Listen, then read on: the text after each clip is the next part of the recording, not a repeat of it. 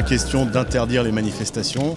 Ça serait une première dans ce pays et ça serait un mauvais signal que d'interdire les manifestations. Donc on fait une manifestation et on est aussi conscient d'un certain nombre de choses.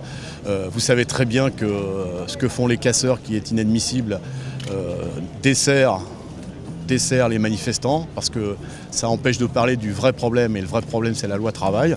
Donc nous manifestons contre la loi travail une fois de plus et pour l'instant on attend des réponses du gouvernement. État policier, on ne nous empêchera pas de manifester. Moi je suis satisfait que l'on ait pu préserver la liberté de manifester, qui est une liberté fondamentale. D'ailleurs, le ministre de l'Intérieur a fait correctement son boulot là-dessus, je le dis clairement. Donc, nous, on était ouverts sur le parcours. Ce que nous n'acceptions pas, c'est une interdiction, de nous dire, vous allez faire une manifestation statique. Ça n'existe pas, une manifestation statique. Où on fait un meeting public, dehors, place de la Bastille ou ailleurs, ça veut dire avec prise de parole, etc. C'est pas ce que nous voulions. Nous voulions manifester. Donc, je crois que le ministre l'a compris hier. Après, le parcours, ça se discute. Et d'ailleurs, la proposition de ce parcours, elle vient du ministre. Et on l'a accepté. Cette loi travail, c'est la généralisation du dumping social. D'ailleurs, on n'est pas beaucoup contredit sur cet argument-là. Donc, il faut des réponses à ces questions-là. Et nous, on a fait des propositions. Maintenant, il faut que le gouvernement puisse nous répondre sur les propositions qu'on a faites. Que quand cette organisation syndicale écrivent au président de la République dans un contexte social que tout le monde connaît. Donc quand il reçoit une lettre le 20 mai, le minimum, c'est de répondre. Quelle que soit la réponse, c'est de répondre. Dans la Constitution telle qu'elle est faite, celui qui a le rôle le plus important, c'est le président de la République. Moi, je me souviens de conflits, même si ce n'est pas les mêmes, etc.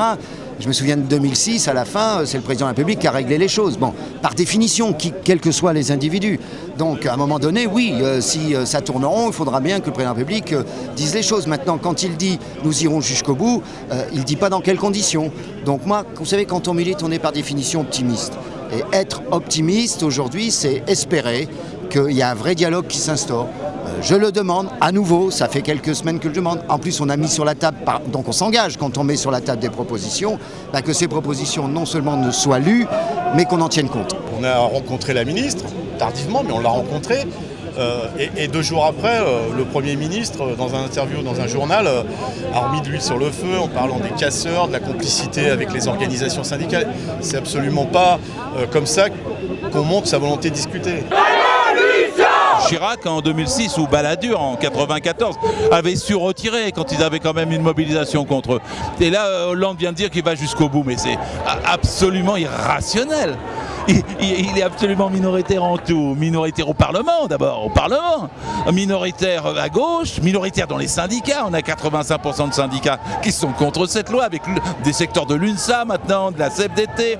Et après, tous les sondages confirment qu'il est minoritaire. Enfin, où est-ce qu'on va ? Il va falloir qu'il s'arrête.